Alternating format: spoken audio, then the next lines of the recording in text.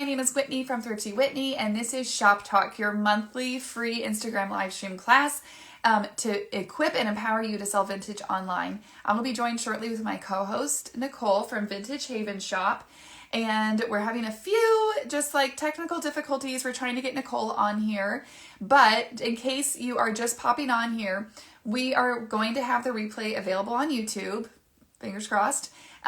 Just in case you can't join us. So this episode, which is episode 17, is all about marketing, and we're going to cover all the different ways that we can connect your customers with the stuff that you have to sell.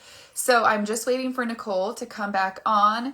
Now, if you do want to get a link for my YouTube channel, that is where I post all of the replays. You can also watch them here on Instagram, but the experience is a lot better on YouTube because Instagram Reels, it doesn't save your spot. It's hard to fast forward places, so YouTube is the best place to watch it.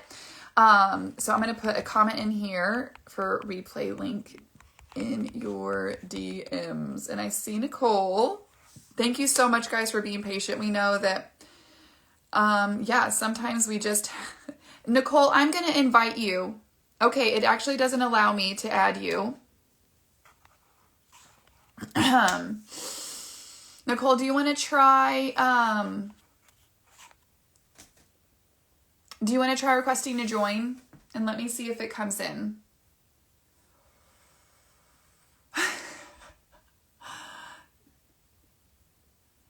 All right, I'm just waiting for Nicole to, okay, here we go, guys. Fingers crossed.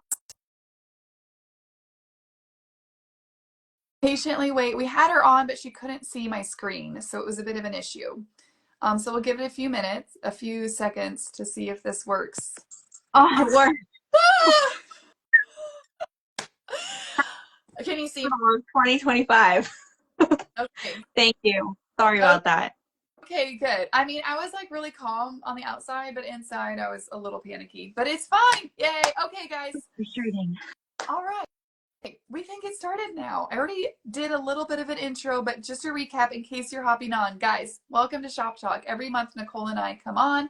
We talk about different topics about selling vintage online, sometimes even combining a physical brick and mortar experience with an online shop. We are now on our 17th episode, and all of the past episodes are available on YouTube. You can comment YouTube for the replay link. It'll get automatically sent to your DMs. The best place to give us questions as we go along is to put it in the little question mark bubble down below. That kind of saves it for us. If you put it in the comment stream, we might miss it.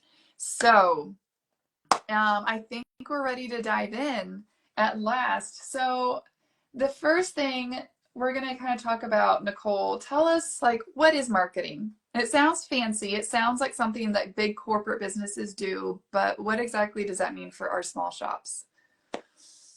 So the literal definition of marketing is the activity or business of promoting and selling products or services, including market research and advertising. Okay, what does that mean though?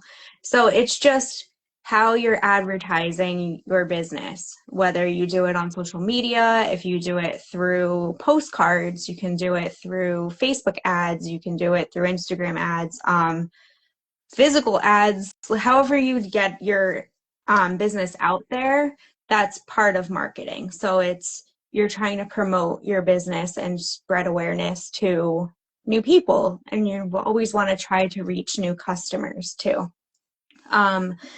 So there's different strategies that you could make. You also want to see what's your target audience. So if I'm advertising my vintage and antique business, I'm not looking for people that obviously don't collect vintage or antiques. You're looking for a certain niche. So your advertising might need to be tailored towards, or your marketing would need to be tailored towards your goal, your client that you're looking to obtain. And we'll dive into the different avenues that we take in order to market our businesses. Mm-hmm. And I think it's also important that it's part of it is attracting new customers, and part of it is also making sure that you nurture and continue marketing to customers that already exist, that have bought from you, because that's way easier and way cheaper to sell to existing customers. But we also have to keep communicating with them. We can't assume that, oh, if they just buy from us once, then they know where to find me, they know where to find my stuff. I don't have to like reach out to them again. So it really is like an ongoing process of like when you were trying to get on, I asked a few people like, what does marketing mean? And it's like basically getting your shop and your products in front of the right people Mm-hmm. and showing them what you have to offer and how you are solving a problem in their lives or bringing delight into their lives. And the way that you market also really aligns with your branding. So obviously, at the very basic of it, like we are promoting historical antique items that are secondhand, that are eco-friendly, etc. So we're not going to be having marketing that is flashy and appeals to people who just want to shop on the Temu app, you know, Right. or who are really into fast fashion. Like that is not a good match. And so depending on, you know, we often refer back to our branding episode, which was episode 6, but it's really important to understand who you are as a business, what experience you want these customers to have with your shop, because then that will dictate what kind of marketing that you're going to put together to reach the right kind of people. Yeah, that's a really valid point. Yeah. Um, so, and a few other of the things I think we had written down here, and this is just kind of like the foundation, like the kind of the framework, the philosophical foundation of like understanding what it is that, sorry, I'm reading our notes. You know, you can also marketing, you know, that's for example, elephant ear creamers a few months ago were like super hot. And that's something that we've all sold before. Like different things kind of go on trend. And it's Mhm. not, we've talked about this before in the past also about not chasing trends, but it's also tailor your marketing to understand that at certain times people are more interested in certain things, even like Christmas. We just came out of the holidays. I mean, we do Christmas in July, different things like that. Generally, there's not a lot of people looking to buy Christmas in like April. And so even thinking, tailoring your marketing to the seasons and what people are looking for Easter tables, for summer entertaining, for, you know, cozying up their home in the fall, etc., is all part of like thinking of your marketing strategy. Um, and we also had some notes too about the difference between branding and marketing, which basically is branding is who are you as a shop. Marketing then is communicating that to your audience. So just so you understand how those kind of fit together. Okay, so where do we start? Where do we start? If we're a shop and we've never thought about marketing like as a thing before or strategy that we need to implement, where do we start with that? Um, so I guess step one would be first off, you have to find out what you have to like brand yourself, right? So once you have that figured out, like what you want to sell, the types of things you want to sell, the types of people you want to reach, how you want to sell. I think once you have all that foundation figured out, then you can move forward. It's really hard to, at least personally, I started out selling whatever I found at like a thrift store or a garage sale because I didn't have a lot of like money to start up a new business.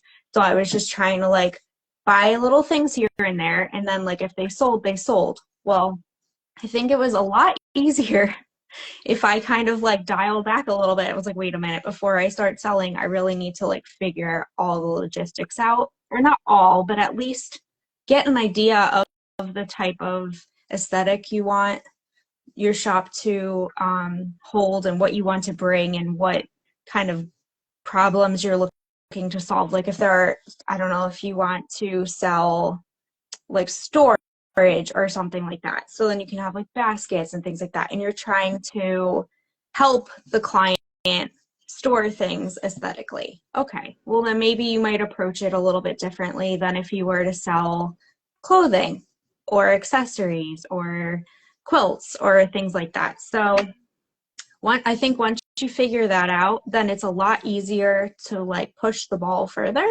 instead of like have it all happen at one shot. Mhm. Um, So, uh, for me, I thought about how I would want to be receiving information. So like if I were looking online, I'm like, okay, I want to search for XYZ. How do I want to see that? And creating content for specific purposes. Sorry.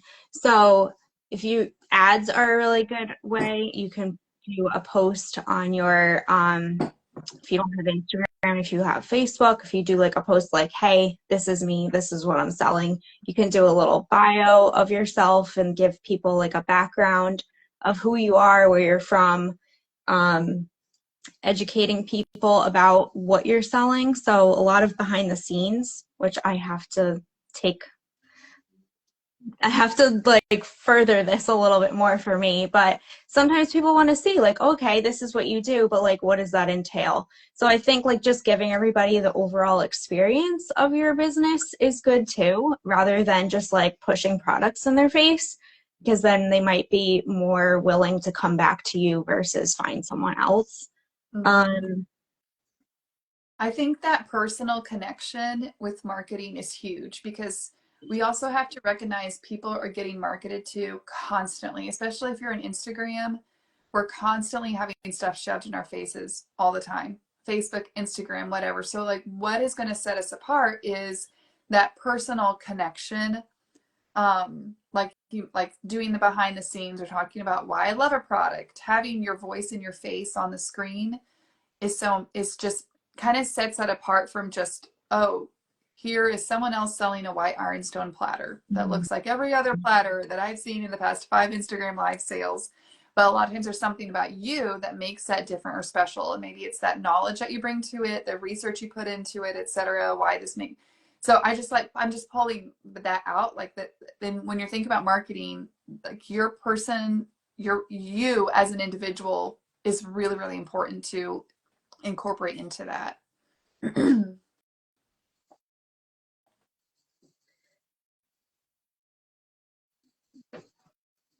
um yeah, so and I think the other thing like you said too is like what thinking about your target audience and what do you want to buy and where do they shop too, um is really important. Sorry, I kind of interrupted because I was like No, it's okay. really important to make sure that people got it.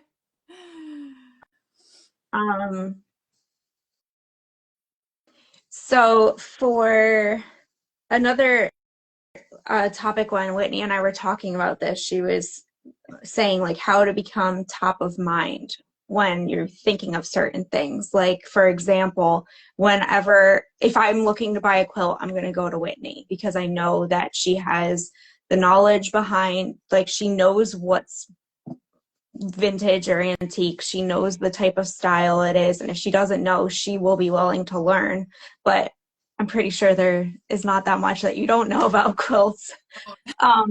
But she finds like the quality ones. Like so if I want something and I know like I can trust her to find that for me. And then she was saying that if someone is looking for a specific silver plate piece, then they might think of my shop because I tried to offer history on the pieces. I find I have common pieces, but I also try to find the more ornate ones or the rarer, I guess, pieces. And when I refer to silver plate, I just mean like serving utensils, not like platters or coffee pots or things like that. Although I would love to dive into that. It's just like there's so much to learn about all of it. But so if you're looking for a bonbon spoon or a tomato spoon or sugar or whatever, I have a pretty clear like knowledge on how to date a piece, and even if I can't find the pattern, I'll know how to differentiate if it was like made by Oneida in the 1900s or if it's like an 1800s piece. So not saying that that's going to happen overnight. I mean, where I've been doing this I'm into my 5th year. So, and I've probably been focusing on that for about 3+ years. So you're not going to just like if you're starting your business yesterday and then people might not know to go to you yet, but that's why marketing is important. And that's why like good branding is important, because you're trying to become recognizable. So then bringing it back to marketing. So say you post an ad. I'm going to have a sale on Friday. Well, actually, I am going to have a sale on Friday. And did I post my ad yet? No. So that's not good marketing on my point, but on my part. You post the ad, great. Only X amount of people, a very small percentage of your followers actually see your post. All right. So then maybe you go to stories. Maybe you're appealing to the people that only look at stories. They don't really scroll through their feed too much. So then you post an ad on stories and you do a little countdown reminder. There's other things you can do, but sticking with just, say, Instagram, if that's all you have, because I don't have like an email list or text messaging or anything like that, and we'll get into that later on. You can go, so you do the post, you can add the calendar reminder on there if you do have that option. I don't believe everybody does. It depends on what type of account you have. So then people can be notified through the post. You can post to your stories and do like a countdown reminder, so then people can turn that on. And then if you have the access to a broadcast channel, that's great, because the people that want to be in the know can sign up for it. So both of us have a broadcast channel. And then that's where you don't have to pay for it. You can just join. And then that's how we could spread some news. So both of us this morning were like, hey, Shop Talk is starting today. Check it out. And then we shared the post, because then if people aren't aware, they can click on the post and see it. So that's a great way to get news towards about your business or about sales you're doing, or etc. And you can't assume that just one post, so like I'm going to post once and I'm going to share in stories once. Well, what happens if those days a majority of my customers aren't on social media? Stories only last like 24 hours. And a post, I mean, depending on how many people you follow, there are like thousands, tens of thousands of posts that can show up instead of yours. So you're not going to be too in their face if you post every day or several times a week, or however you want to do it. The more you share, the more views you get on your sale or your announcement that you're looking to broadcast to people. And you're never going to reach 100% of your followers or 100% of your customers. It's just, unfortunately, unless they turn on the reminder like that, I want to be notified, but they're not always going to look. Maybe they're taking a week off from Instagram. So there's other outlets that we'll get into that you can do in place of that. And what I'm getting at is you're probably not marketing enough. So, I mean, you don't need to do like 4 posts in a day, every day, but don't think that what you're doing is enough, because you could always push it further. And you can even make a checklist, and I said this last year and I still haven't done it, but you can make a checklist for every sale. So, okay, I have a new sale, here's my date. Did I post to Instagram? Did I do another preview? Did I share to stories? Did I send out a broadcast channel update? Did I XYZ? So that can also help you, because then at the beginning of every sale, or if you're running a giveaway or however you want to handle it, you can use those key points to check off the tasks as you go. I think having those, like what we call those like standard operating procedures, which is common in business, in the medical field, etc., where it releases so much brain space to have it written out, to actually have a checklist, even if you just put it up on your wall, on the board, and then you can just look at it and you don't have to stop and think, wait, did I do this? What do I normally do? You don't have to stop and reinvent the wheel every time. And then when you do grow big enough, let's say you have hire someone on to help you with social media, you can just hand them the list and be like, this is what I do. This is the SOP for promoting a sale. And this is true for anything, whether it is a listing, like listing something on Etsy or your website, or putting an email together, or shipping, all of this stuff. Once you figure out your procedure, get it down on paper, and that way it's going to free that space up in your brain, and also down the road when you do hire someone, it's there for them.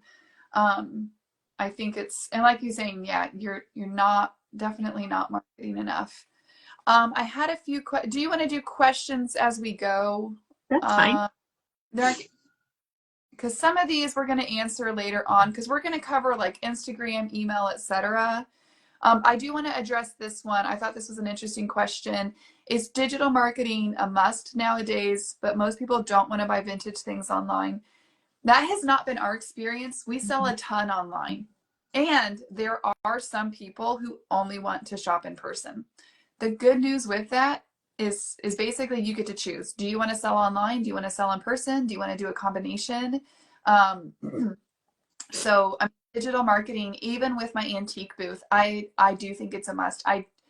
I see that the most successful antique booths are ones that include digital marketing for their booths, because they're driving traffic. I post photos of my booth on Facebook Marketplace, and I sell stuff through there because I'm driving traffic to my store. So you absolutely still do need to use digital marketing regardless of whether you're selling in person or online. So, and really the things that we're going to talk about can apply to really anything. Like whether it's your booth or what, like you can use all of these things for brick and mortar, for online, etc. Vintage and pretty, we're going to talk here. We're going to kind of answer that question as we go. If you could do me a favor, pop that into the question. Just a reminder, put your questions in the question box, because then as we reach these topics, that way we just don't miss it and we can address it in the right time. So Nicole, do you want to walk us through what your SOP is for marketing for a sale? I had to update it a little bit from last time, but so at the beginning, well, typically, I don't know if I haven't decided if I'm doing it this year too, but typically last year and the year before, towards the end of the month or the first of the month, I would post a monthly sales calendar. And that helped me stay organized because I was scheduling things a month out, and then I could plan accordingly for that month. Like, okay, how much inventory do I need to get, or how, like, what kind of collections could I curate ahead of time so I'm not like scrambling the day before a sale type thing. And it also helped my customers or people that are looking forward to upcoming sales. It maps out like when exactly they're all happening throughout the month. So I've even had people like add the sales to their own like phone calendar so that they like make sure that they show up, and they don't even have to like add the reminder or anything like that, which I think is just amazing. Like you want to get to that point, I think, because it feels really good.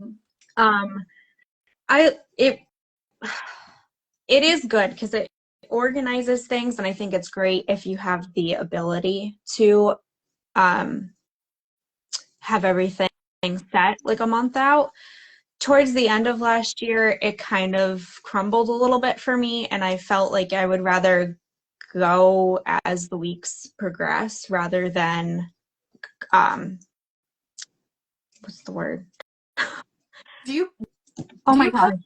Time now instead? Do you do like a post where it's just like, this is what's happening this week? I was sharing to stories. A commit, that's the word. Sorry. I'm like, I haven't drank my whole cup of coffee yet. So like it was getting hard for me to commit to a month calendar and then sticking with it, because like certain things happened towards the end of last year where it's like it was up in the air. So I didn't know if I was going to be able to make that sale on Friday, but then it was like on my post that there was going to be one, and I didn't want to have any confusion. So then I started posting, and I'm still going to, except I did not this week, A weekly calendar or schedule to stories. So I'll just outline like this week in the shop. So like Monday, maybe I'm dropping off packages at the post office. So if you guys, I mean, I try to stay up with communication when I have orders through DMs, emails. But just in case you're looking just for confirmation, like maybe Mondays and Thursdays, I typically go to the post office or UPS and drop off packages. So I'll put that on the schedule. If Tuesday I'm going to have like a flash sale or something, I'll put that on there. Wednesday, we have shop talk at 11 a.m. Eastern. So I'll put that on there. And then I have a live sale on Friday. So I'll have that on the schedule. And then I think like people could take a screenshot of that if they'd like to. But I'm thinking of doing more of like a post type thing just in case people don't look at stories, but that's something I have to kind of figure out. Just do what you're comfortable with and what you can accommodate. Just because we're saying these things doesn't mean you have to do it because it might be overwhelming. So just like find out what kind of schedule works for you and just maybe try a few different strategies and see what works the best, like for what responses you get from them. So then if I have like I don't really do like Etsy drops, or I don't have a website, so most of my listings are just on Instagram. So when I have like a collection that I'm going to photograph to list, and that's not a live sale, it will be like the physical photos through posts on Instagram. I'll do a couple preview photos about 3 to 5 days in advance. Well, I try for more than that, but I mean, life happened. So I'll try to take a couple preview photos while I'm taking the individual listing photos and then get those all ready so that a week before I'll typically post like, hey, like new sale coming up, and have a preview of it with a calendar reminder. And then a couple other ones that I can scatter throughout the week. And then days leading up to the sale, I'll post some like teasers of like sneak peeks or things about the certain items. If sometimes I'll ask a question if anybody has any questions on the items that are coming up. And then you could do like that countdown reminder, which is great because then people could be reminded that way for the sale that's coming. And then the day of the sale, I always do a post first thing in the morning, like, good morning, it's launch day or it's sale day or however you do it. Then I'll post that to stories, and then throughout the day I'll like post more sneak peeks and previews of the items that are coming up, how you can shop. And then I've been doing the past couple months just like a layout on stories of like the grid of how the posts are going to be in order. So it's always going to be like how, when you open up my page, how it looks once it's posted. So the first one is always here, and then the last one is there because that's how you upload the posts, and then with information on how to shop the collection. I don't always do this, but I always try to. That's why a checklist will be handy to also announce the broadcast channel either that morning or before the sale is going to start. Like, hey guys, in case you missed it, this is what's coming up tonight. And then I'll do like a 10-minute reminder post on my page with information on like my shop policies in case anybody is new and they don't check out like the start here post. And it just explains like how to shop like a feed sale, how payments are accepted, shipping, notes, and etc. Like just more information about the shop. And I think that's pretty much my, I know it's like, I make everything long-winded. No, I think it's showing people like there's a lot of little pieces and it can sound overwhelming, but once you get your system, it's very fast. Like it doesn't take a ton of time to put these together. And mine is similar. I was doing the monthly sales calendar, but this year I'm transitioning. One of my goals for 2025 is to work the same amount of hours, maintain the same revenue, but do things that extract less energy. So do Yeah. things that are less draining and spend my time doing things that are more life-giving. For me, that means I'm cutting way back on my live sales. Like I'm going to do one live sale a month. Either that will be a solo sale or will be a sale with Nicole, depending on our schedule. And so I'm going to go back to having consistent weekly drops on my website. It was just really, really hard for me to maintain both of those. Anyway, so, but the monthly sales calendar, especially for some of you guys, you're doing live sales all the time, Hmm. like days, or you're doing group sales on your Instagram page, whatever. And I think having a calendar to keep all of it straight for yourself and your customers is super helpful. And I don't think we mentioned, but we just created those calendars in Canva, which is the free website, graphic design website that you can use. Just search, go on there, search for a calendar template, and then you can, you don't have to like put, so what we do is I have like the image of a calendar, and then I'll put like little circles around the dates that I had sales. Then in the caption of the Instagram post, I'll type out January 1st, blah, blah, blah, January 2nd, blah, blah, blah.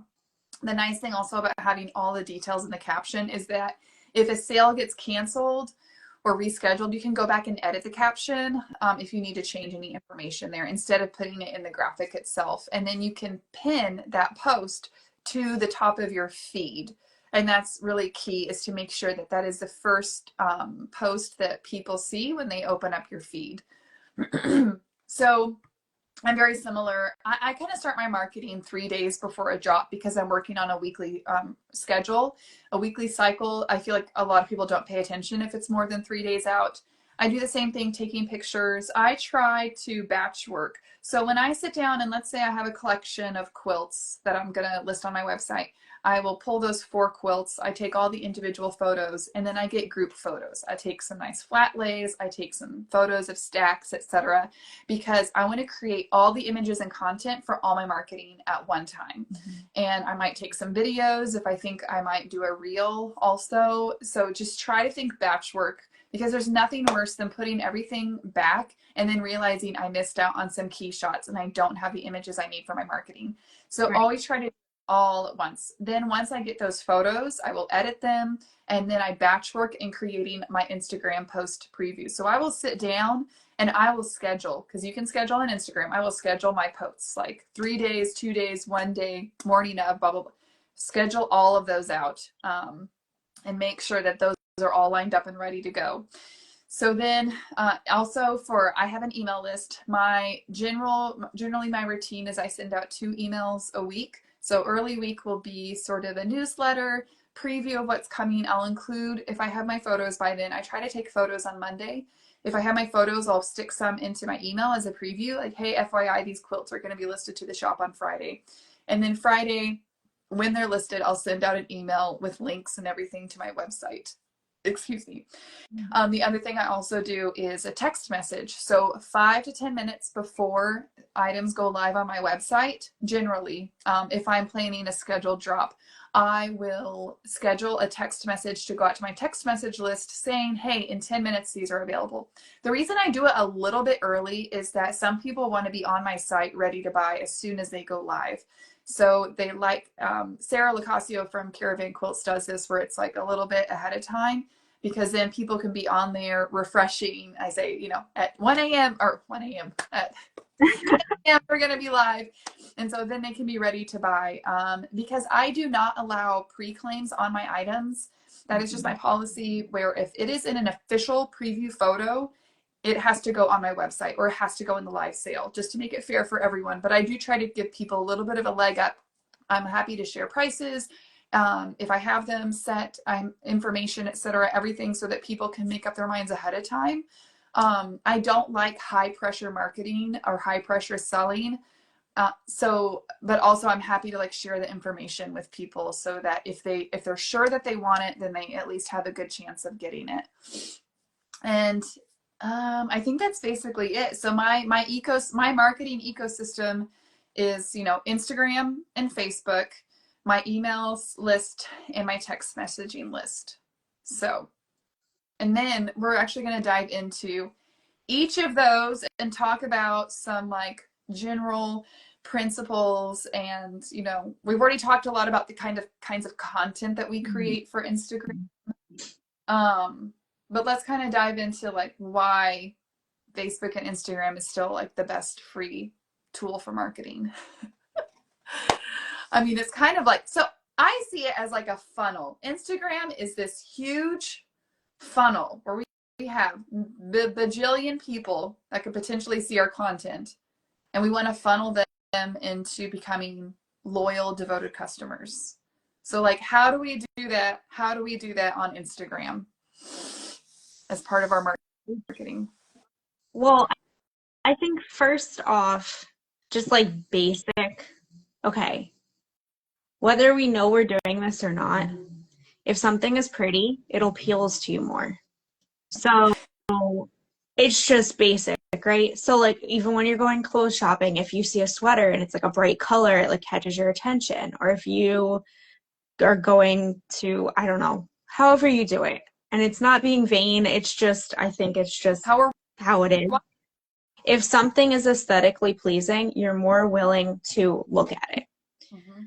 So maybe I would say, and not saying that everything that we create is like gorgeous and perfect and professional, but I would say to try to start with that, especially when it comes to social media and scrolling. I mean, if you think about like Pinterest or Instagram or Facebook or, well, not really Facebook. I don't know. I think of Facebook as more like for friends, but if you think of social media and you're literally just scrolling, what's going to stop someone in their tracks to actually want to click on your post and find out more? So I would say to evaluate the type of ads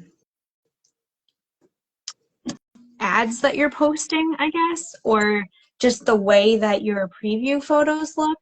Maybe they're not bright enough. Maybe they're not catchy enough. Maybe they need to have some, like I always think of like plants when they say like you have your thriller, your filler, and your spiller. Like that's like a good like way to, I don't know. That's how I think, or we talked about this in photography on one of our episodes with Jennifer on like how you want your eye to kind of travel around like a composition or like rule of thirds. I think about all of that when I'm putting a preview post together because I want it to be appealing. I want there to be some sort of a contrast, even though I'm like mostly neutral with aqua. But you want it to like kind of stand out. So if someone is even looking at the, what do they call that? That oh my gosh, I should have words before I talk. The Discover page, I think that's what it's called.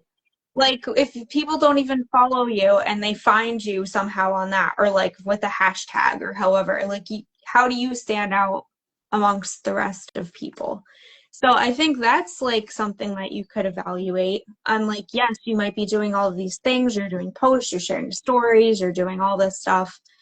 But like, why isn't anybody coming? Well, maybe, not saying that your content is not attractive, but maybe that's something you need to evaluate too. Like, is there something I can do to make it more eye-catching?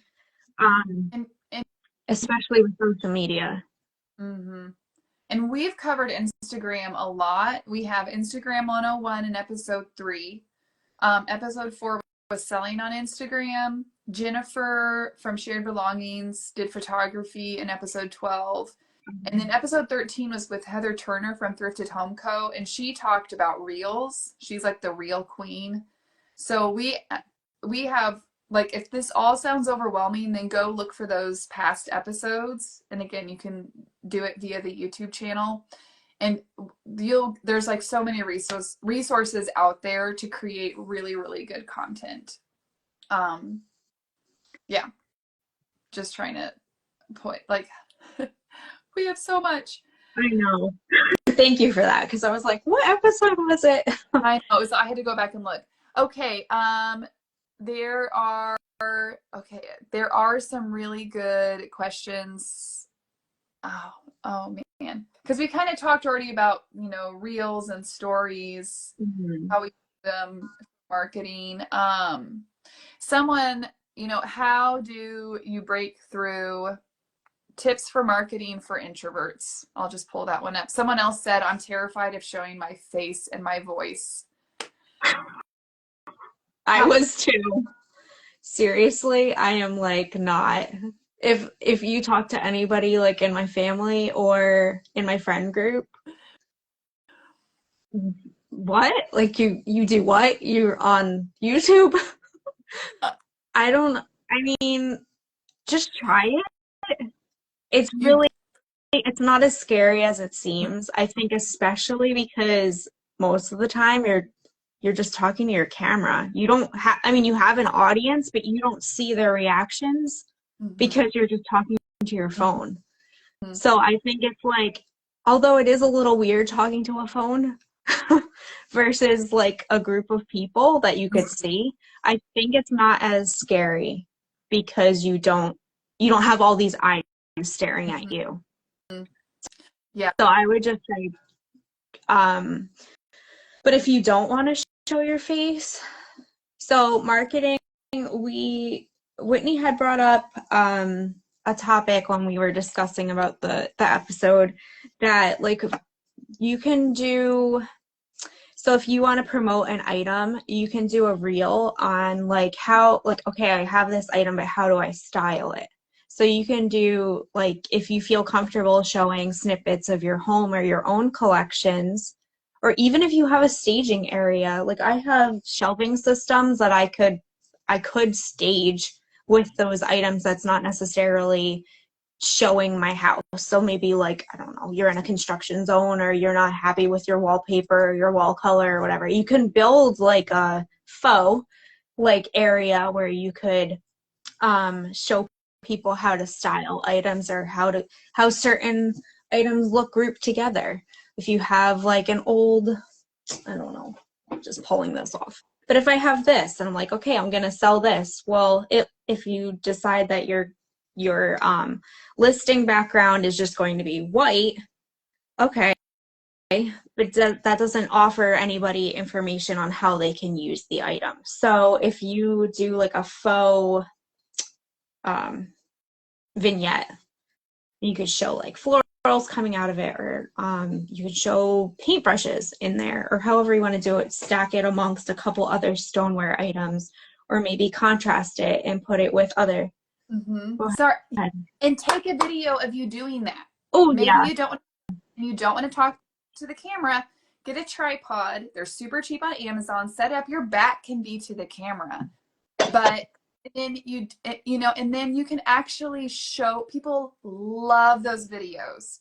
You don't have to talk to it. Set it up there. You can make it, and also I always suggest putting it in fast forward. There's ways to edit the video to like make you move faster, because generally then they can see the whole process in 10-15 seconds or less. And that is another way of like, okay, of like you're in there, they're seeing you do it, you're showing your expertise, you're showing that you know about your object, you know how to use it, you know how to put it in your home, but then you're not having to like talk to the camera.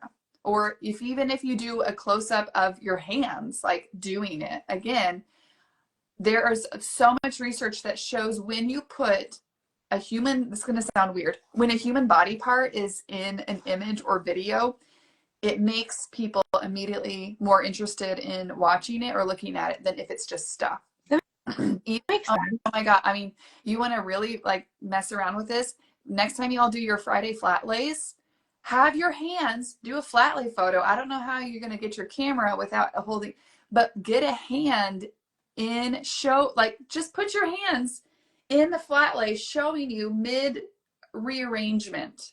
And I guarantee you, if do this and then go into the Friday flat lay hashtag, I guarantee you that the images that have a hand or a body part in there, get your kids to do it, will immediately get more interest in action than just the plain flat lays. Hannah says, I put my boots in my flat lay and people loved it. Yeah. Oh yeah. Your little, like if you're taking like a quilt and your feet are in the photo.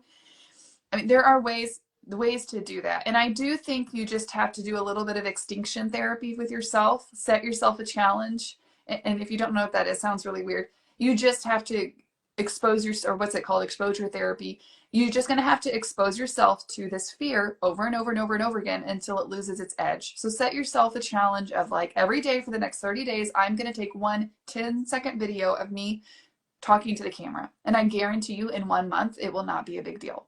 You will get over it. I mean, I'm sorry. I'm kind of like, you just have to do it. And that is the only way you will get over it. It's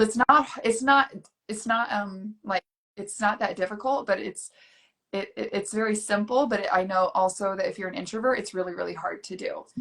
So, and now Nicole, look how cool you are on camera. I'm so really awkward though. I feel like I don't know. No. So, yeah. Okay. I had a few more. Really. Okay. I'm gonna pop through some of these questions because these are specifically about Instagram. We talked about that. Show your face on camera.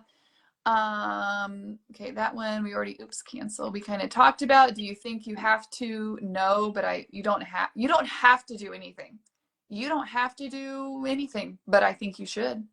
I think it'll help you. I think it will only help you. If you're not comfortable talking, I would suggest doing what Whitney said, like just try to do a video of you doing something. Maybe you don't sell vintage, maybe you make handmade knitted items. And like she was saying, like if you're actually showing people how you do it, then they might have more of an appreciation of your craft than just seeing like, okay, this is a dishcloth that I knitted. But if you show people like how you actually did it, they might be more inclined to buy it. Okay, let me pull up a few more questions. I thought there was one more. Oh, here we go. Thoughts on paid ads or boosting posts? I've only ever done it once because Instagram was like, here, I'll give you $10 to boost a post. And I was like, okay. Nothing. I got maybe, I don't know, 10 followers maybe from it. It wasn't substantial. Okay. If I was selling something very specific, let's say that I decided to launch an online course for vintage sellers and I was launching it. If I had a specific product with unlimited quantity, I would use paid marketing. It's really hard for us because what if you're boosting a post that's selling an ironstone pitcher? Once that pitcher is gone, if you're having cold call advertising where it's just, they're not like, oh, it's sold, it's gone. Okay, well, I've lost interest already, I'm a huge fan of leveraging the algorithm to grow your account. Create really, really, really good content, and Instagram will push it out to people for free. Get really, really, really good at Instagram. Get really good at Reels, and you will get way more traction with your account than by paying Instagram to promote content for you, if that makes sense. So I don't think again, there's no right or wrong answer, but it's like, what is the goal of that you're boosting your posts, and is the content really good? If you're going to pay Instagram to boost a post, that needs to be the absolute best content that you have ever created, because otherwise it's just going to fall flat. You're not going to get any kind of traction from it. And then let me see.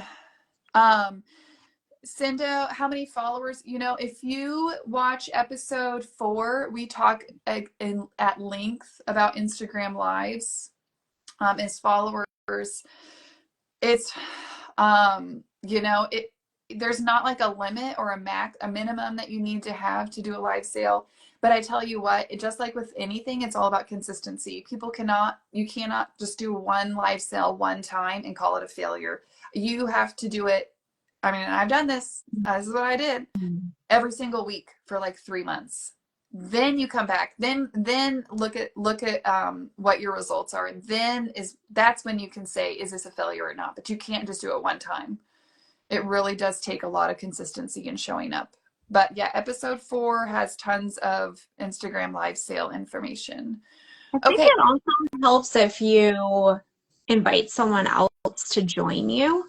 So, and I would say someone that you're like, I don't want to say because there's a lot of people online that I don't people that you have a relationship with, rather than just out of the blue, some random, like, we talked about this before, but someone that you're comfortable with, if there's like some sort of like connection or chemistry, it definitely shines through in the live sale versus like two people that have never interacted selling together.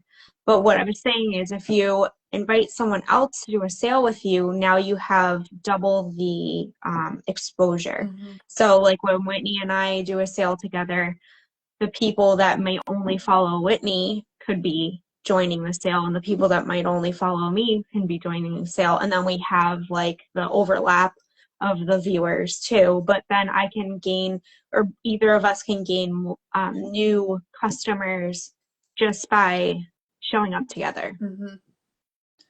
So yeah, so definitely look at that episode for a lot of information. Someone else had also put a question in my stories asking what works better in stories, still images or me talking to the camera. They didn't say that specifically that they were introverts. It really depends on the purpose of the story. Um, oh, Patty says that's true. A comfort level and rapport makes all the difference. It really does. It really, really does. Um, but it depends on the purpose of your story. You know, if you really want to personally connect with people and give them exposure to your personality and who you are, then talking to camera is huge. It's really important. And sometimes a still image, like if you're doing a preview post for a drop, then yeah, use still images, use posts. It really just depends on like the goal of that piece of content. What are you trying to accomplish, and what is the best way to accomplish that? Mm-hmm. I do want to. Oh, sorry. Just one thing. If you're talking on stories, and I'm guilty of this, I always have my volume on mute, like not like muted. So, or like, I don't know, if I'm like sitting in bed at night and I can't sleep and I know this is bad for you and you don't want to wake up your spouse or your partner or anybody else like in the vicinity, we're watching stuff on mute. So use captions, because then if I have it muted and I'm like, oh, or if I'm waiting at an appointment, oh, I can't listen to this, I'm going to just swipe right through it. So if you don't use captions, you should use them. That way the people that are listening silently can like know what you're talking about. And I do this, try to like be short and sweet. Don't like make it like 8 stories long of like you saying one thing, because you're going to lose interest from people. So you might want to implement talking, but then also do like images or like videos of things for the people that don't want to just sit there and listen to you talk. But if they're here, you think that they would want to listen to you, but maybe do like a combination of both. You've got about 2 seconds of like uninterrupted attention before people's minds start to wander. So keeping it short and sweet, and then also just a little bit, story strategy. Don't inundate people. The more stories you post, the less people that will watch them, unless it's something really, really thrilling. So try to just be posting a few stories in the morning, a few in the afternoon, etc. But I did, one little note that we did, sorry, my brain's going in multiple directions. Just a really quick note, we mentioned broadcast channels. The broadcast channel is so good because I'm seeing it happen less, but there was like about 6 months where I was pretty constantly being sent. People were just sending me their posts and reels, and I had not asked them to. And it wasn't people that I had like a working relationship with, and it gets really overwhelming when that's constantly in my DMs, because I'm trying to respond to customer questions, working with clients, etc. And so I'm trying to say this in a nice way. Don't do that. Don't go, because I think when you post something, if you tap share, it kind of gives you the option like share it with everyone that follows you, or give, in their DMs, and it feels really spammy. Mm-hmm.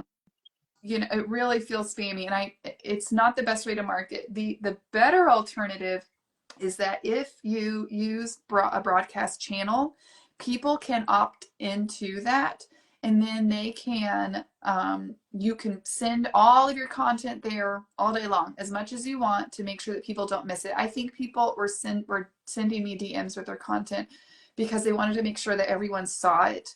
But using the broadcast channel is better. And if you're posting, if someone loves your content and they're engaging with it, they're liking it, sharing it, commenting on it, the Instagram algorithm will bump your content up to them more. So just make sure that your content is really good and that people want to interact with it. So it was just, I don't know if it's sometimes I feel like it's like, did someone recommend that everyone do this and everyone starts doing it and stuff, but it's not what I would call best practice. No. It makes me more inclined to not want to follow you anymore if you keep spamming my inbox. Or I have to like you can mute people. Like you don't want people to have to like turn you off because you're like too much. Okay, that is an example. It's strategic. Because it's not really marketing. It's not the best way to use Instagram. So, but rewinding of marketing, you know, I wanted to, we're almost done talking about Instagram, but rewinding back to talking about Instagram as a funnel, because I don't think I said this specifically. My absolute top goal on Instagram is not necessarily to sell directly to people. My top goal as Instagram is to attract new customers, like this, get a big customer base and get them onto my email list. And that is where I'm going to sell really hard to people. That is where I'm going to nurture and build a relationship with them. I want to attract them. I want to engage with them. I want them to get eyes on my content. And then I want to get them off Instagram onto one of my platforms. And so that is leading us to our next topic, which is email marketing. So I guess I'll take this since you don't have yet. You don't yet an email list. I know. It's been on the back burner for too long. It needs to move its way up. 2025 is your year, Nicole. Okay, so email marketing is so important. You guys, you don't have to have your own website. You don't even have to have an Etsy shop. You can just be selling on Instagram. You can just have an antique booth and you can have an email list. The email list is so important because this is algorithm proof marketing that gives you a way to directly connect with your customer in their inbox. The algorithm doesn't pop them out as long as you're not getting caught by a spam filter and you're doing all the things right within the email marketing system. This is an amazing way to share stories and to just organically reach out and sell to customers who have said, I want you to sell to me. That's literally why they're on their email list, because you are offering something that I want. I'm here for it. That is what they're saying. So there are a ton of very easy and even free, cheap ways to start with your email list. I use Flowdesk, Flodesk. I've used them for going on 5 years now, because I actually started with them, 6 years, with a different online business. Now, I personally believe that they make the best looking, most beautiful and easy to use emails. If you do want to get on my email list, I have a lot of ways to get on there. You can even comment starter kit down below, starter kit, 2 words, and then you'll automatically get a DM with a link to join my email list and get a free 6-page guide with all of the tools and platforms and everything that I use, shipping supplies, photography supplies, etc., for free. And you are going to be opting into my email list and do it because it is a really good way for you to experience my email ecosystem. So again, there's a couple things that are really important when it comes to your email list. Is you want it to make it really easy for them to sign up, and you want to incentivize people. So how I do this is through lead magnets. You might have a few other ways of hearing this described.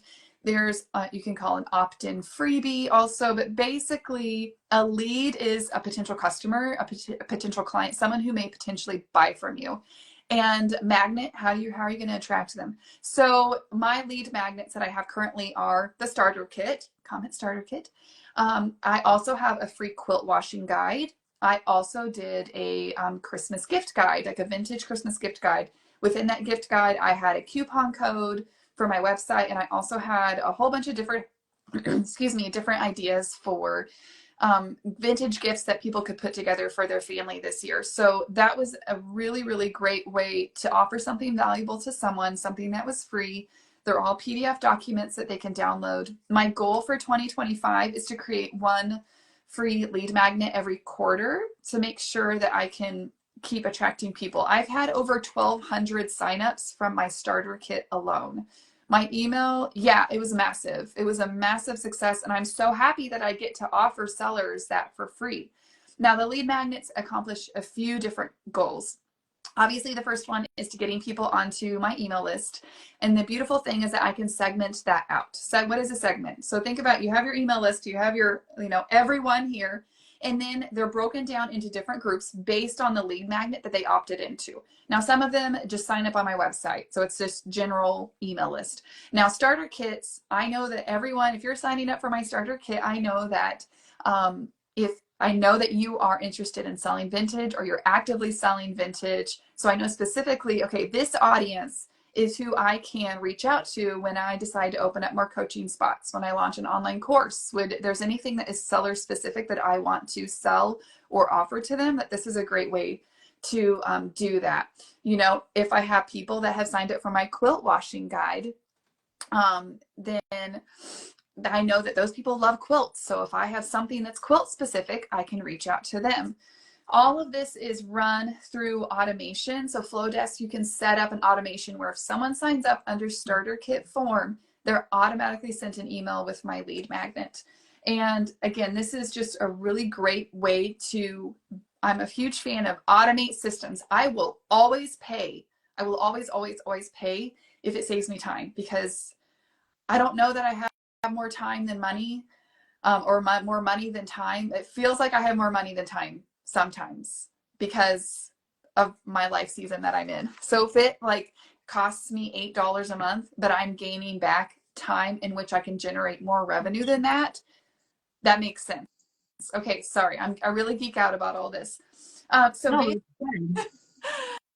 I have almost 1,900 people on my email list. I consider those like my star customers. Those are my devoted, those are my people, my crew. My goal is to send 1 to 2 emails every week. I already mentioned that, kind of like the newsletter at the beginning of the week. End of the week is an update. I send links to Shop Talk. I send links. One of my marketing that we didn't even talk about, didn't even put on the list, is that I have done several podcast interviews and online articles. I've contributed to articles on the Spruce a couple of times and different things. To me, that is marketing. That is putting my name out there. Also establishing myself as an expert in my field, which is part of marketing. So I can send links out to my email list with that.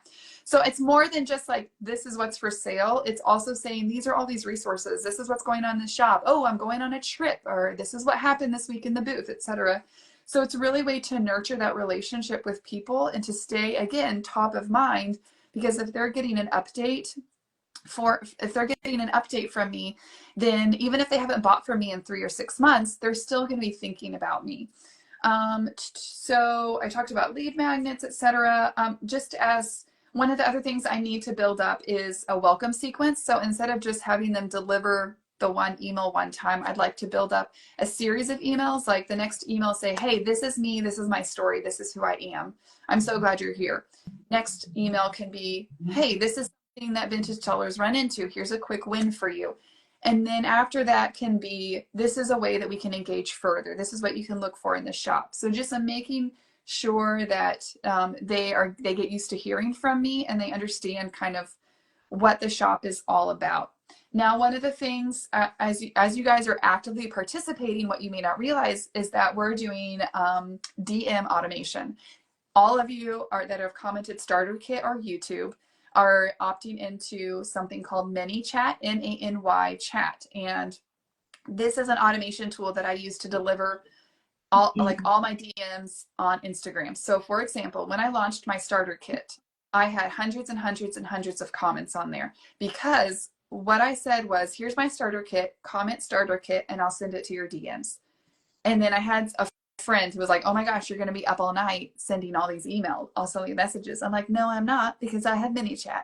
ManyChat is, and it is Instagram approved, where you can set up automation. So where if someone comments starter kit, they get a DM from me automatically with a link. And it's called I'll put it, if you have my starter kit, I have a link in there I think it's an affiliate link, and I think it has a coupon code. This has been there. There is no way that I could have grown my email list without ManyChat to the extent that I have with the lead magnets and stuff. It works. You can set it up to work in live streams and everything. The other thing about ManyChat is that when people interact in DMs, Instagram sees that and they automatically boost your content to that person. So the more that you interact in DMs with your customers and your clients, the more they're going to see everything else that you put out on Instagram. So this is like really, really, really important for a lot of reasons, because you want to be talking with people in your DMs. So, okay. And just, I don't have, the only downside of using Flowdesk, which I forgot to mention, Flowdesk, I think generally it costs $39 a month, but I have, and that's a flat, it doesn't matter how many people are on your list, how many automations you have set up, how many emails you send out. And then I have in my starter kit, or you can message me, I do have a 50% off coupon. You can get your first month free. So then it's like, what, $19 a month? I mean, it's like nothing. It's just nothing. You can recoup that within every month and more with the amount of sales you can generate. Flowdesk does not integrate with Shopify, which is my e-commerce platform I use for my website. So I can't give you specific numbers as like, oh, my email marketing directly led to this much in sales, but my open around 50%, which is pretty dang good. And then, which means that's how many people are opening my emails that I send out. Some people are like, I'm too busy, I can't read that right now, which is fine. My unsubscribe rate is about 0.4%, which is like very, very, very low. So most people that join my list, they want to be there for the long term. All right, what questions do you guys have about email marketing now that I just like fire hosed you guys? That is an amazing percentage. Yeah. I'm very thankful for that. Yeah. Any questions about emails before we move on to the next thing, which I feel like I'm going to be talking a lot because this is stuff that I use. I'm going to look through our questions really quick too. Did you use Canva? Yes, I use Canva to, I'm lucky my sister also does some decor and design work for me. So I honestly, a lot of times put it all in a Word doc and send it over to her, and she puts it into Canva, and we just use the free. Someone says, I really like the idea of segments because my audience are photographers and sellers. Yes, it's huge. Yes, exactly. There you go, girl. That, I assume you're a girl. You may not be a girl. I apologize. Yes. Canva is awesome.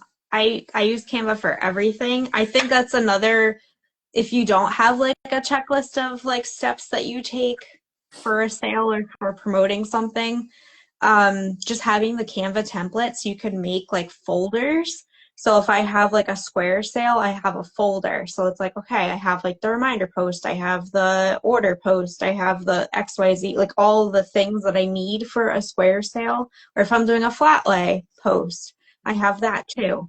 And like the letter designation. So like it's hard when you have multiple items per image, like post on Instagram, then it's easy to do like 1, 2, 3, 4 or ABCD or whatever. You just pop that right into Canva and you can like change the format. You can do different amounts of pictures per like square image or however, and then that I have that template. So it's a really great tool, and you don't have to, it's not like Photoshop. Like I feel like, like back then when everybody was like using Photoshop for everything, like you don't have to be that technologically savvy to start either. And there's plenty of guides, and there are people on Instagram that like work with Canva, like especially Emily with the Creative Bodega. She like tells you Canva tips and tricks, which is really great.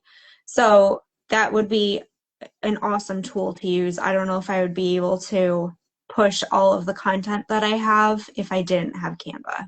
Mm-hmm. And it's free unless you choose to, like I have the professional version, which allows me to easily resize images and templates for different applications, which is nice. And then you have access to, I think it's like more images and elements and things like that, but you don't need to pay for it. It is free. Mm-hmm. And again, it's all marketing materials, which I think we have after 4. And that's what you use to make our new graphics that look so good. Oh, So, thank you. It's so much fun. okay. All right. Real quick, we're going to talk also just to touch on text messaging marketing.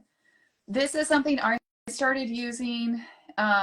Guys, the ROI on this is going to blow your minds. I don't have a return on investment rate on my email marketing, which is basically for every dollar I spend on emails, how much do I get back in revenue? To see what Instagram can and can't do. Can you be a little more specific, Retro Decor? I'm not sure what specifically you're asking about. What is this? Dinesh, this is called Shop Talk, and this is a live class for vintage sellers. Anyway, so my text messaging in 2024, I spent total for the whole year, I spent $300 on my text messages, and they were directly responsible for over $9,000 in revenue. That's a 30 times return on investment. Why does text messaging work? Well, especially if you only sell on Instagram, it is my firm belief. If you don't have a website or a shop, I think text messaging is actually more important for you than emails, because text messaging is a way to immediately reach out to people and say, this is happening in 5 minutes. This drop is happening in 10 minutes. My live sale starts in less than 10 minutes. Get your fingers ready. People are on their phones. People don't always have email notifications set up for their phone, so they're not always seeing their emails. And with text messaging, you're immediately reaching someone, hey, here's a special sale coupon. Click over here. And they're on their phones already, so okay, cool. Pop over to Instagram, pull up your live sale. It's immediate. You know, if you're promoting Instagram live sales, someone might get the email on their desktop, and then they have to go find their phone and pull it up, you know. So they are both super valuable, but they have different purposes, and they accomplish different results. So there are a lot of different text messaging services. So I use something called Yotpo. It's super basic. It's not fancy. The only reason I use it is because it integrates with Shopify. But you know, there's a lot of different other recommendations I can give you for text messaging. I generally, like I mentioned, I send texts out 5 to 10 minutes before Instagram live sales and before my website drops. And if I have a specials coupon code, I don't text very often. I might text once a week at most. I don't send text messages out for Shop Talk because they don't generate revenue, and you're charged per text message that gets sent out. So I really save that for when I am like really pushing those sales. The other beautiful thing about having Yotpo integrated with Shopify is it automatically sends, if someone opts into it, sends out text messages with shipping notifications and tracking.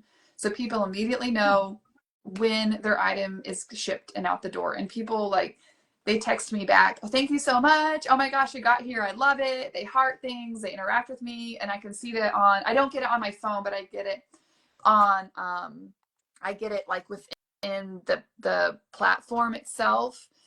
So it really is great for directly driving revenue. And I only have, just to give you guys numbers, I have 244 subscribers. So rewind. I only spent a little over $1 per subscriber last year for the entire year, and it drove over $9,000 of revenue. So, I mean, that is the power of marketing, and people get scared about spending money in marketing. They get scared about investing in their business this way. And they always say like, oh, the first thing to go into recession is advertising. And it should be the opposite. Like when sales are hard, you need to push harder into advertising and marketing, because it's going to take twice as much effort to maintain your revenue, but it really can pay off in reaching the right customers with the right messaging. So Yep. And I think I already talked about mini chat for automations. Mhm. So that was kind of next on our list, but we don't have to, we already covered all that.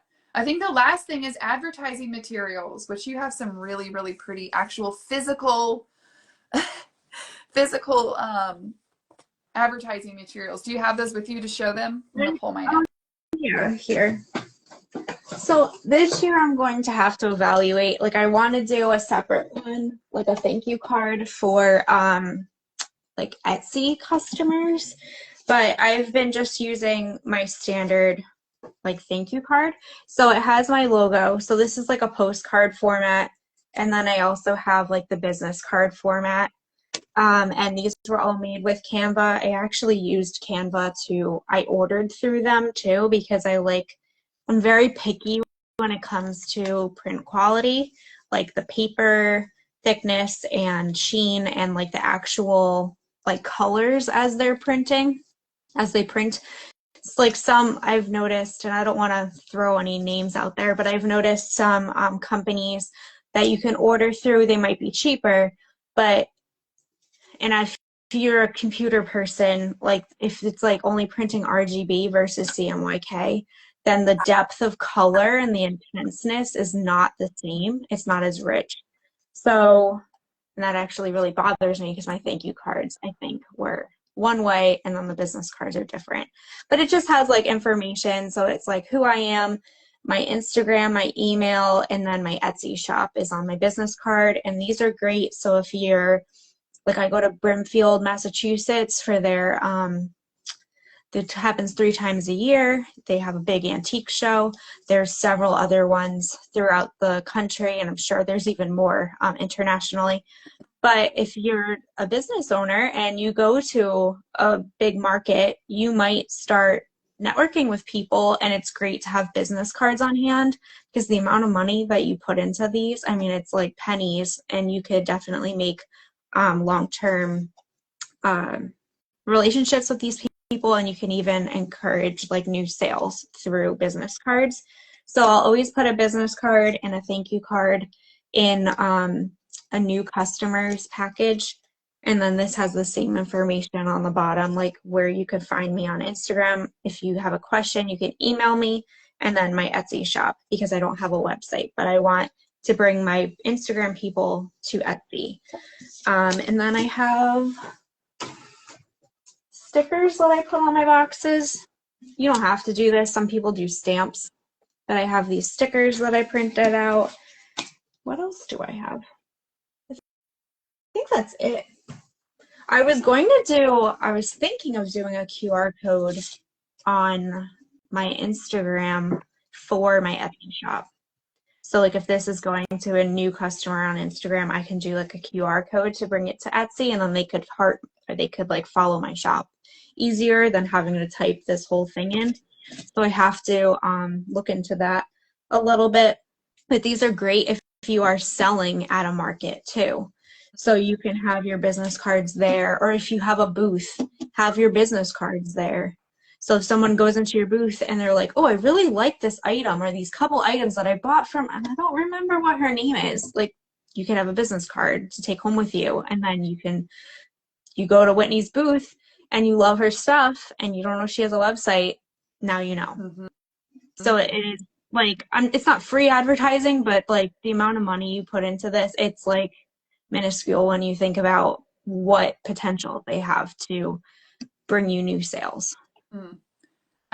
That's a great idea with the QR code because you could even take it to, you can create standalone websites. So that is actually way better to have. Like I have my links on here. So this is my card that I send out. So I just have my logo.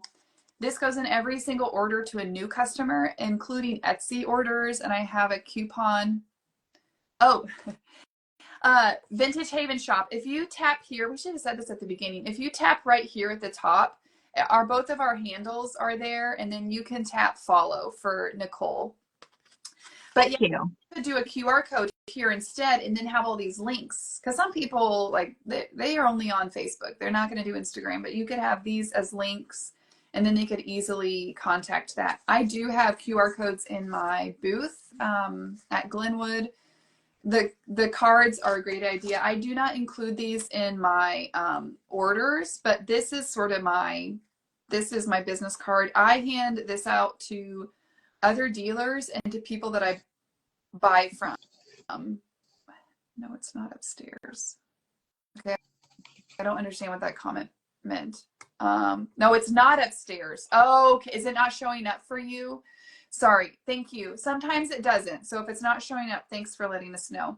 Anyways, this even has like my phone number and email address on it. And I've handed this out to people. I've had people beat me to something in line at an estate sale, and I gave them my business card, and I went and bought quilts from them later. I mean, I have no shame. I That's am. good. I mean, you just hand it out. And yeah, so in every order, like I said, I have this, and then I always write my thank you notes on vintage postcards. I bought like a whole stack of them. Yeah, I need to get business cards I need to put them in my booth too. But that's kind of like my little calling card, because sometimes marketing is like, oh, how is this is more branding. Like, how is someone going to remember me? Oh, Whitney always writes her thank you notes on postcards. Some of my customers say they keep them for bookmarks or they hang them up because Cute. they're just fun and funky and different, and so they just know to expect that. So that's just something that, yeah. And I just print mine off on Canva. Pretty straightforward, pretty easy. So yeah, I think.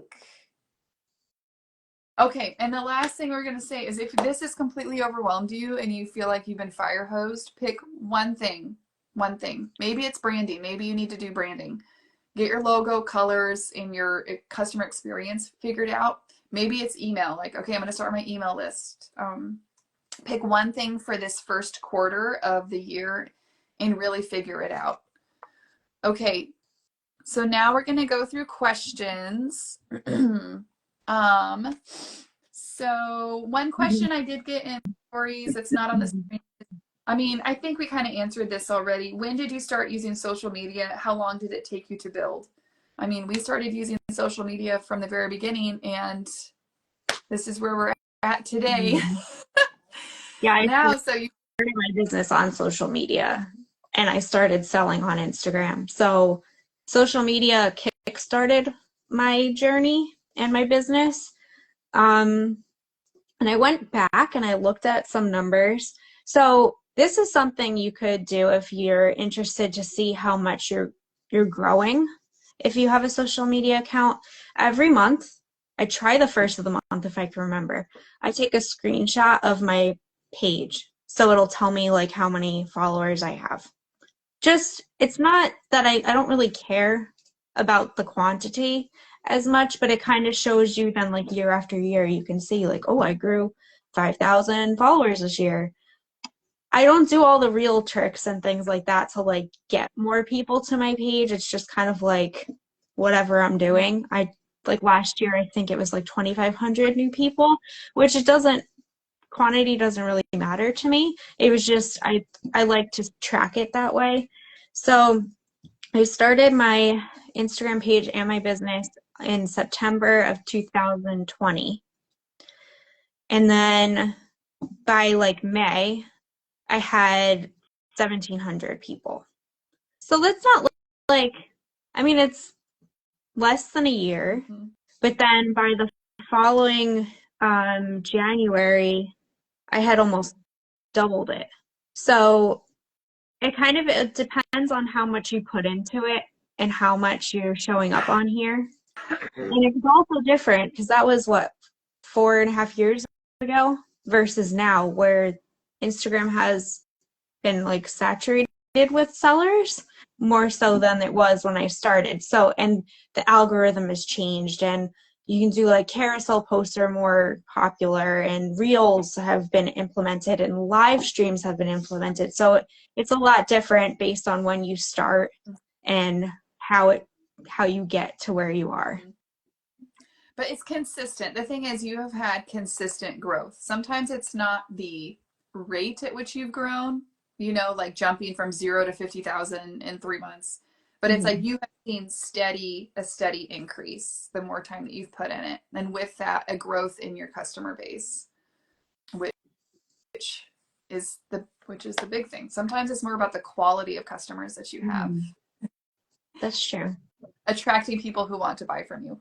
Okay, I'm going to go through, let me see. This is someone asked, how have you used marketing to convert marketplace and Instagram customers to website customers? I think we kind of talked about this. This is a question from the very beginning, but basically getting them onto our email list. And obviously, I share links all the time for my website. I use a mini chat to automate, like, hey, here's my new, I didn't mention this. I listed new stuff to my website, comment new stuff, and then they get a link in their DMs with a link to my website, Mhm. stuff category on my website. You can do that if you have an Etsy shop, and that's like a really great way to make sure, again, you're getting in people's DMs and they're not going to lose the link. The problem with links and stories is that they'll open the link, but then it opens an Instagram, you know, and a lot of times they lose it. And so you want to make sure that they have that link saved somewhere. And with Facebook Marketplace, I just try when I post stuff like in Marketplace, local, even if it's local, I'll say see more vintage at thriftywhitney.com, or I put my Instagram handle in there. So it's just always saying the same thing over and over and over again in a bunch of different ways, in a bunch of different places. Honestly, that's all that marketing is.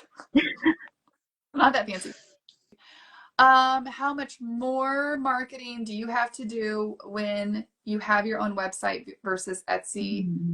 Mhm. I mean, you have to be really committed to driving traffic to your website because Etsy, the fees we pay to Etsy, they are doing the marketing for us.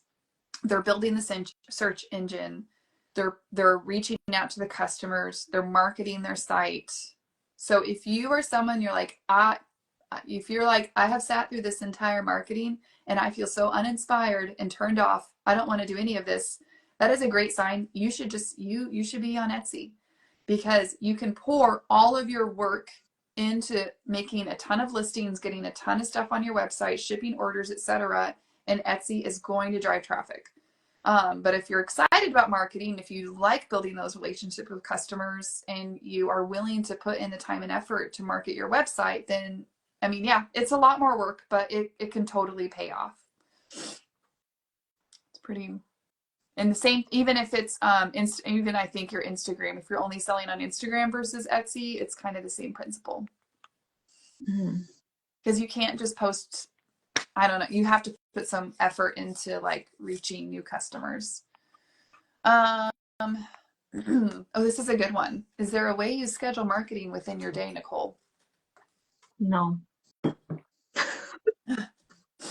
But we kind So funny because I'm very like organized with things and like I'll do like a daily to-do list and I'll do all these other things with other aspects. But when it comes to this, I'm like, oh, I didn't post. Okay, I guess I'll just post now. Like I don't have any. That's why, and I think like if you're looking to grow your following, then they say like you should look at the optimal time to post and the different ways to post. And I'm just kind of like flying by the seat of my pants type thing. So I'm like, oh, did I post my preview? No. Ugh, it's 4 o'clock. Are people gonna see it?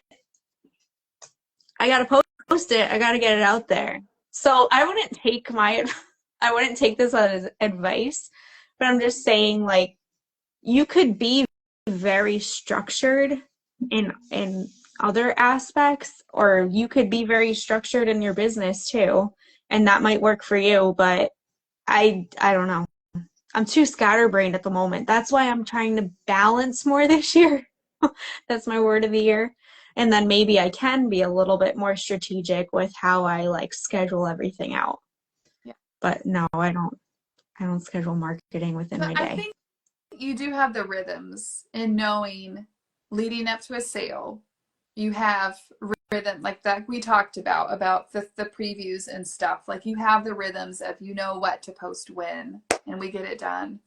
I'm kind of the same way where it's there are rhythms where every day, and this is why I'm trying to go back to more of a routine or rhythm, not so much a schedule like I have to do this on this day, but more of like a loop schedule, which is something that is like a homeschooling term. But basically, I have take my photos, edit photos, make my listings, do my email, do the marketing, the Instagram posts, launch the product, rinse and repeat. So, Mhm. because I might have a kid that's sick home for a day, we might have 3 snow days. We might, we might have there's all these things. But if I have that loop schedule where I know this is the order in which I do things, and if I get thrown off, if I'm sick for 3 days, okay, I'm just going to pick it up right back here. Even if I'm not on the schedule, I can just pick it up here and then just get back on track. So I think that is that's like a way to keep going even when life kind of throws us loops. Does that make sense? That's good though too, because then you still stay on track without feeling like you need to Yeah. catch up.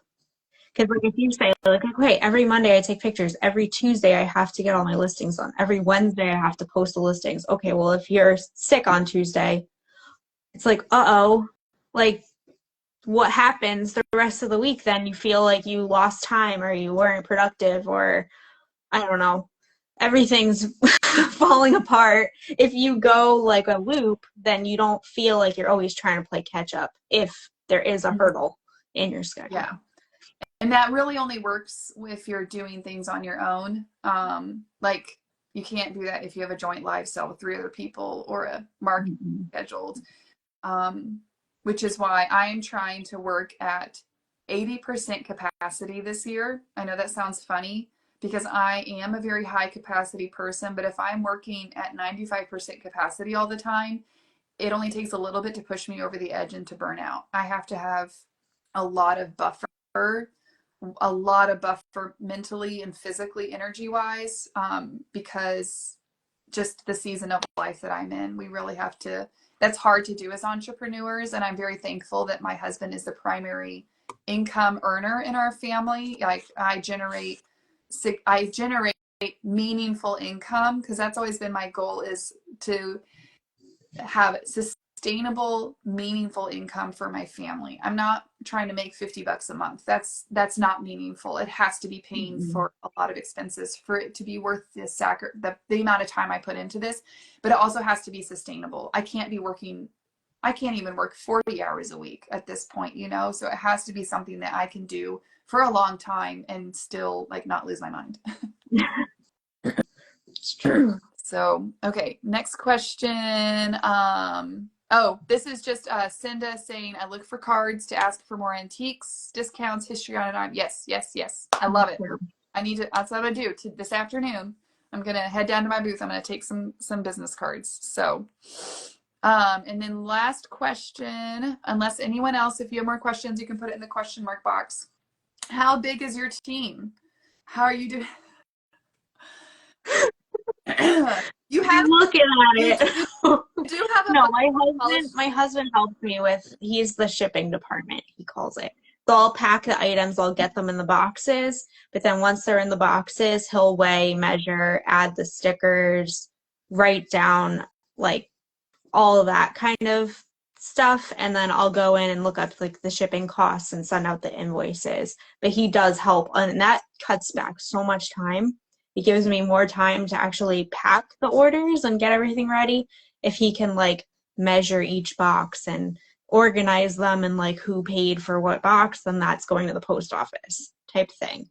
So he helps me out with that. He helps me out with, I don't know, if I buy something in it, it needs a little tweaking, or maybe like some of the screws need to be replaced, or there's like a wooden item that needs to be like put back together type thing, then he'll help me with that. But yeah, it's pretty much, and the moral support too, that's always helpful. Oh my God. Um, Yes. and the heavy loading when we go to markets, like he'll bring the truck and we'll load the truck, and he deals with all of that stuff. So that is very helpful, especially like there's not so much clutter in my head if I have someone like ready to assist. I was gonna call him your Mr. Carson because he was polishing stuff. Oh yeah, he polishes silver plate too. He has more elbow grease than me. Yeah. And I mean, my kids help with some of that stuff, the shipping. I pay my son to break down boxes. He's 10, so sometimes he just doesn't feel like it, so he's not very consistent. But yeah, so I have some very, very like I should utilize them more.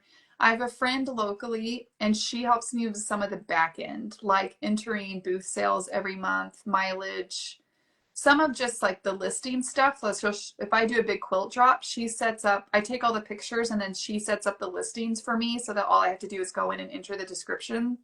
And so I have her kind of working on within Shopify, which again, if I can, especially for those high ticket items where if it's like it's a $300 quilt, so I can afford to pay someone to help me with getting, if I can list 6 instead of just 3, then I'm recouping that expense. She also helps me flip my booth because once a month or once every few months I need to go in and completely like tear everything down and move all the furniture around, and it's a lot of work, and so she will come and help me with that. That's a kind of a 2-person job, so excuse me. Sorry about that. And then also my sister, like I mentioned, she has put together Canva documents. I think if you're looking at hiring someone, the question I ask myself is what is important and needs to be done, but I don't have to do it myself.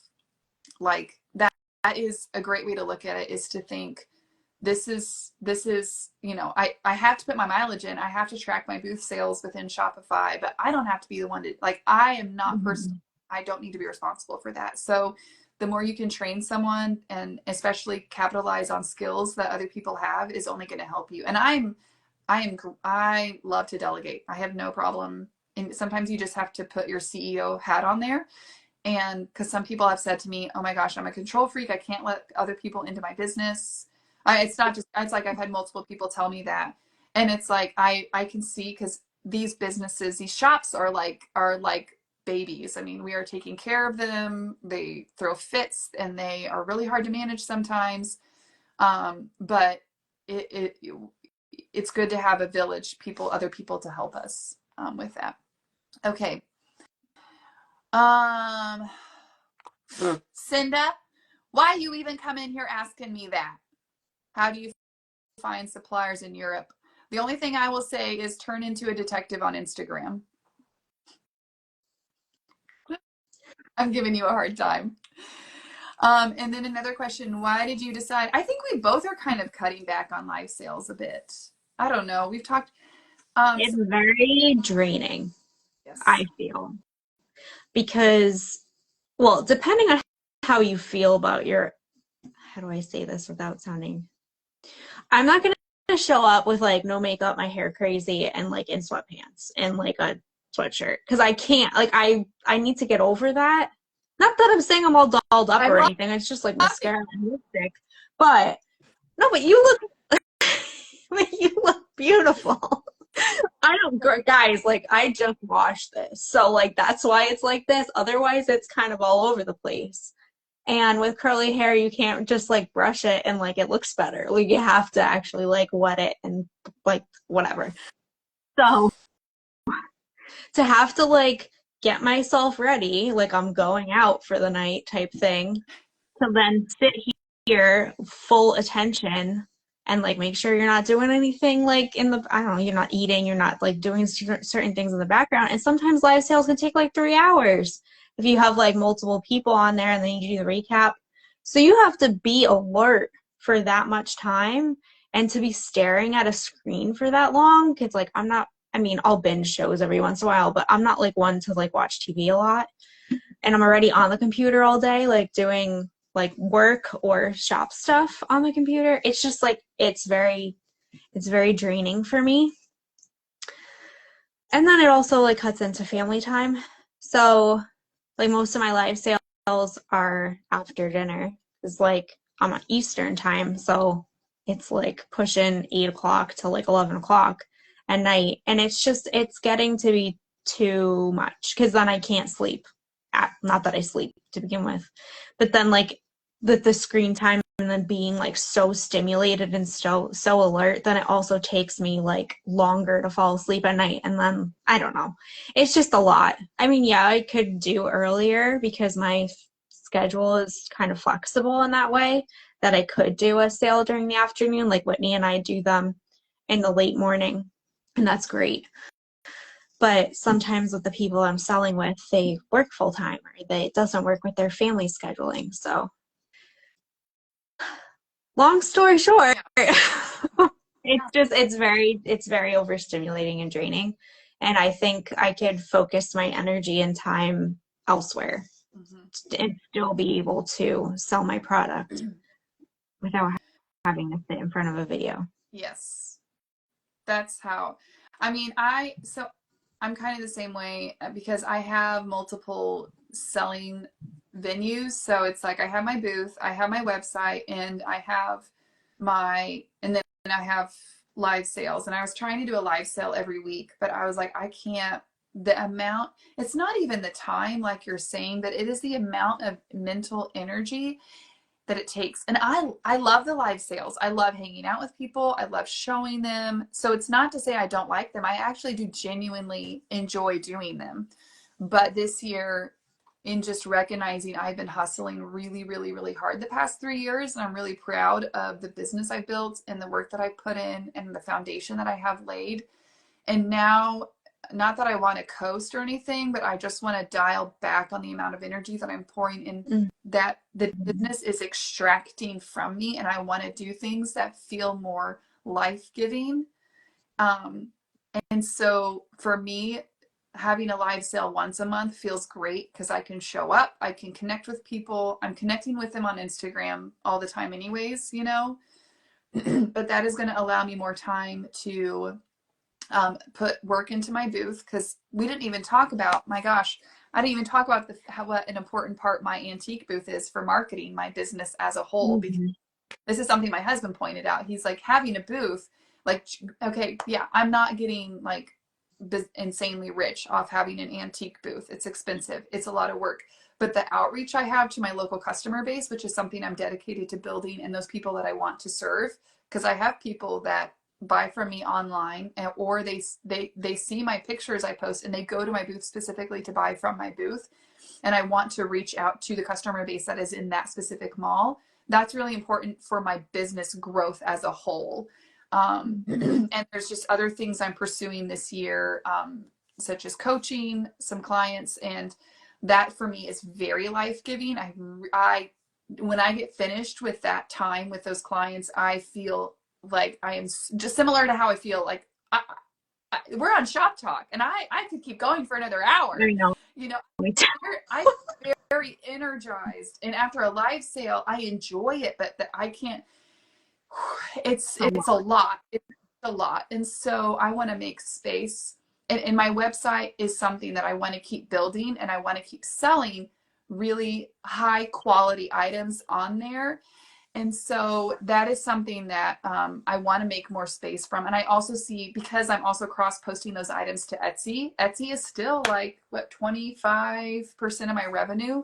And I make really good sales. In order to post on Etsy, I have to post on my website. And I've got to do that consistently, you know? So it's just balancing these revenue streams to make sure that one is not overtaking the other, demanding more time while not actually generating the revenue that reflects that. Does that make sense? Mm-hmm. So yeah, that's kind of where I'm at. Okay, I think we made it through all of our questions. Wow, I am so glad my child was able to make it to preschool, because this morning,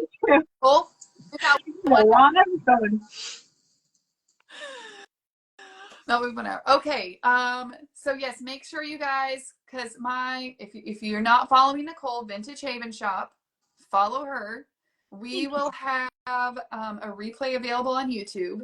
You can comment YouTube, and you'll get a link for that in your DMs. We do this every month. Next month is actually talking about accounting and bookkeeping with a special guest. We're doing that on a slightly different day. In February, we're doing that. Where is it? I think it's Thursday, right? The 20th? Oh, that's right. Next month, we're doing it later in the month on Thursday, the 20th. Yes. So just watch for details on that. But we'll be back together, actually, you and I, in a couple of weeks for a live sale. So yes, just comment. Someone asked, is it like I just said, you're not too late. Just comment YouTube. We'll also post this to Instagram. Pray that it actually comes through because last time I did it. I don't even want to say that. But thank you for spending your morning with me, Nicole, and everyone else. Oh, it's so much fun. Thank you all for being here and for your questions. They're awesome because Oh, it allows us to like maybe there are certain things that we don't think about when we're doing the outline. So like more questions are always welcome just to like, oh, that's a good idea. Let's start talking about that. So, and if you have any episode topics that you would like us to cover, feel free to message either one of us and we'll get that in the schedule. yep. Thank you. Thank you. We Thank you.